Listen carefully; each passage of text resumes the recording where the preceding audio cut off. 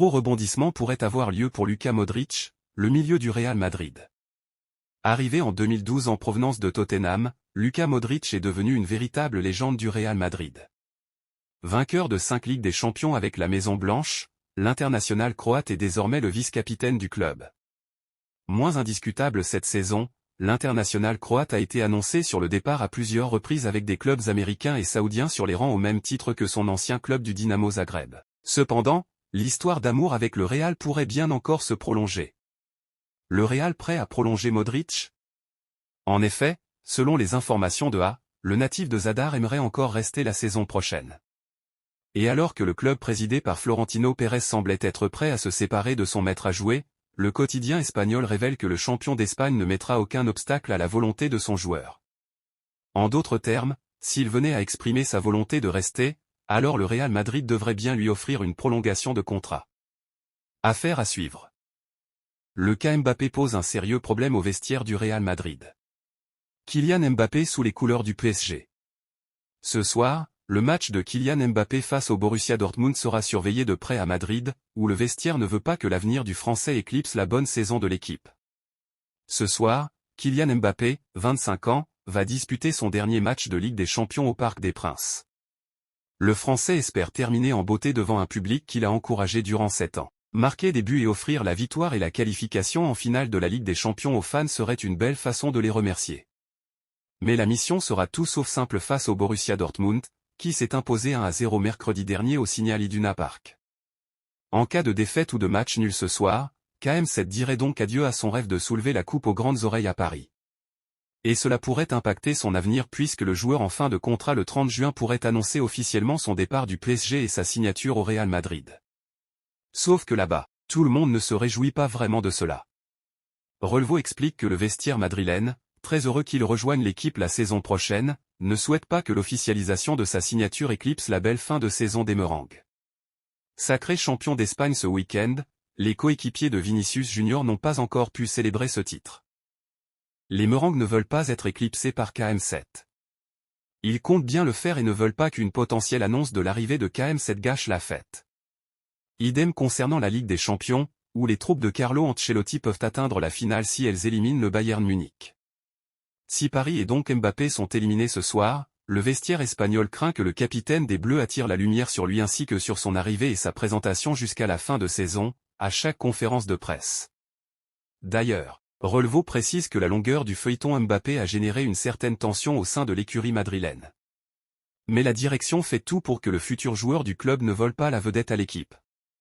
Tout le monde veut que les choses se fassent dans l'ordre et que les superbes performances du Real Madrid ne soient pas reléguées au second plan. Le groupe d'Ancelotti veut se concentrer sur tous les défis à relever jusqu'à la finale de la Ligue des Champions et ne veut pas être parasité par le cas Mbappé. Mais cela sera certainement le cas si Paris se qualifie ce soir et affronte les Merengues en finale le 1er juin à Wembley. Mais Relevo explique que le Real Madrid comme KM7 garderont le silence si un tel scénario se produit, ce qui évitera justement de poser problème. Ensuite, il sera temps de communiquer pour Mbappé, qui rejoindra un vestiaire ravi de compter sur lui l'an prochain. LDC, Real Madrid, Carlo Ancelotti a choisi entre Courtois et Lunin. Ce week-end, Thibaut Courtois a fait son grand retour dans les cages du Real Madrid. Victime d'une rupture du ligament croisé antérieur du genou gauche, puis d'une rupture du ménisque du genou droit, le portier belge de 31 ans avait été très bon lors de son retour contre Cadiz, 3-0. Cependant, à la veille du choc contre le Bayern Munich, Carlo Ancelotti a décidé de mettre Andriy Lunin, 25 ans, titulaire. Lunin jouera si je ne change pas d'avis ce soir. Oui, Lunin jouera. Le plan pour un joueur qui revient après une si grosse blessure ne change pas en raison d'une situation. Thibaut a joué parce qu'il était très bien et maintenant, il devra prendre son temps pour atteindre sa meilleure version. Le plan n'a pas changé à cause du jeu. Il a joué un jeu optimal, mais il doit encore atteindre son meilleur niveau, a-t-il expliqué devant les médias. Le coup de pression de Bernardo Silva pour son mercato. Bernardo Silva, buteur avec Manchester City. Courtisé par plusieurs grosses écuries européennes, Bernardo Silva a déjà posé certaines conditions à sa signature. Et cela peut faire les affaires du PSG. L'été dernier, Bernardo Silva a été tout proche de quitter Manchester City. Visiblement lassé par la vie en Angleterre, le Portugais voulait surtout relever un nouveau challenge. Courtisé par le Paris Saint-Germain, l'ancien joueur de l'AS Monaco donnait toutefois sa préférence au FC Barcelone. Sauf que les pensionnaires du Camp Nou, plombés par des problèmes financiers, n'avaient pas pu boucler ce dossier. Résultat, le natif d'Alvalade avait prolongé son contrat avec les Skiblus jusqu'en juin 2026. Mais il avait surtout obtenu la promesse d'avoir un bon de sortie pour l'été 2024.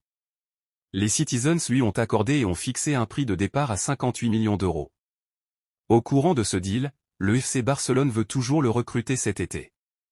Xavi, qui a finalement décidé de rester, estime que l'international lusitanien est la pièce manquante du puzzle au sein du Barça. De son côté, Bernardo Silva a tâté le terrain auprès d'Ilkay Gündogan, son ancien coéquipier à City qui a rejoint la Catalogne en 2023.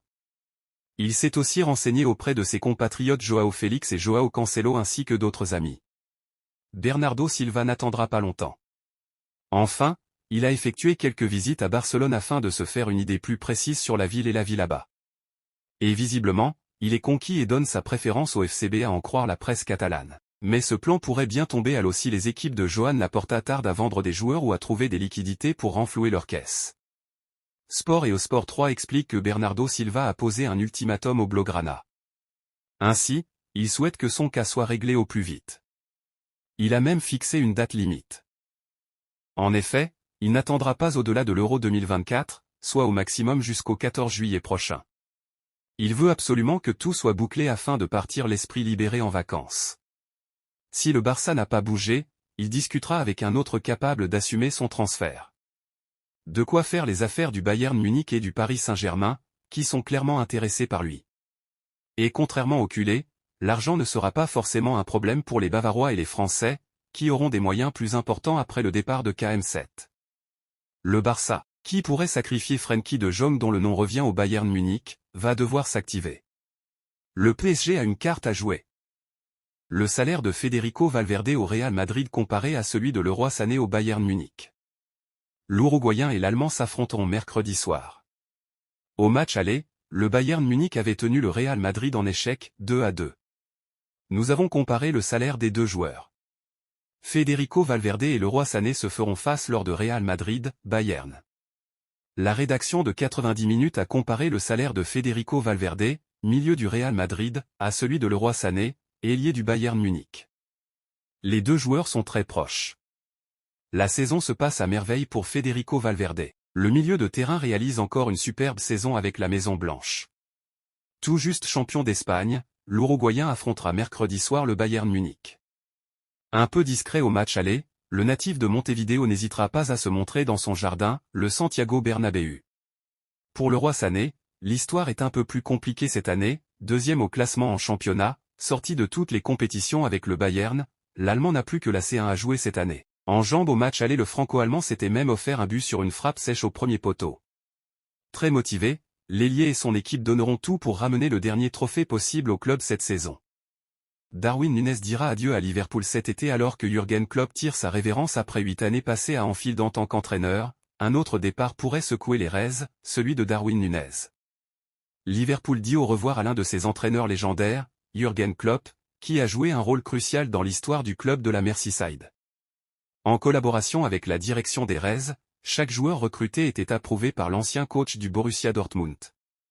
Des talents tels que Salah, Mané, Firmino et Van Dijk ont tous brillé sous la direction de Klopp. Parmi les dernières recrues souhaitées par le manager allemand figurait Darwin Núñez. Arrivé à Liverpool à l'été 2023 pour 85 millions d'euros, l'Uruguayen était censé devenir le nouveau fer de lance de l'attaque des Reds. Après 2 saisons et près de 100 matchs disputés sous le maillot de Liverpool, l'attaquant de 1m87 pourrait déjà faire ses adieux au club anglais. Avec 18 buts et 13 passes décisives en 52 matchs cette saison, le joueur n'a pas répondu à toutes les attentes placées en lui. Malgré la confiance accordée par Klopp, l'ancien joueur de Benfica n'a pas réussi à s'imposer.